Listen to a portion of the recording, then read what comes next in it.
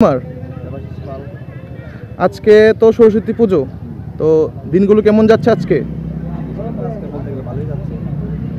আচ্ছা আচ্ছা, ঠাকুরের কাছে মানে কি কি প্রার্থনা করেছো তুমি? যাতে পড়াশোনার সঙ্গে যুক্ত হয়ে থাকতে পারি, প্লাস এবার তো আমরা উচ্চ মাধ্যমিক দেবো, ক্লাস 12 যাতে উত্তীর্ণ হতে পারি ভালো মার্কে, এটাই ঠাকুরের কাছে প্রার্থনা করছি। তোমাদের আজকে প্রসাদে কি কি রয়েছে?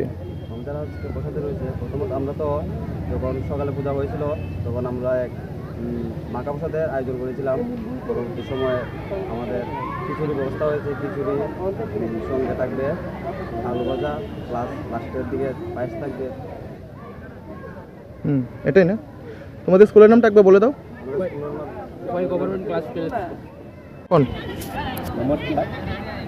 আজ শ্রীপঞ্চমী বীণা পানি দেবী সরস্বতী মায়ের আরাধনায় আমরা ওয়াই সরকারি দ্বাদশ শ্রেণী বিদ্যালয়ে আমরা সবাই ইতিমধ্যে আমাদের পূজা শেষ হয়েছে। আমরা সবাই সমবেত হয়ে মায়ের চরণে পুষ্পাঞ্জলি আমরা অর্পণ করেছি।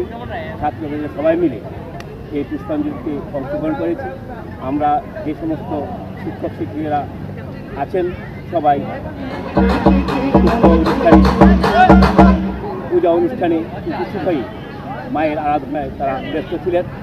আমরা পূজার পর প্রসাদ গ্রহণ করেছি।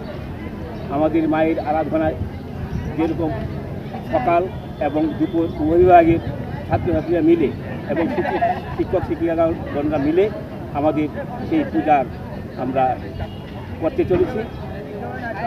সন্ধ্যায় আমাদের সাংস্কৃতিক অনুষ্ঠান হবে, বাউল সঙ্গীত আসবেন সাগর বাউল।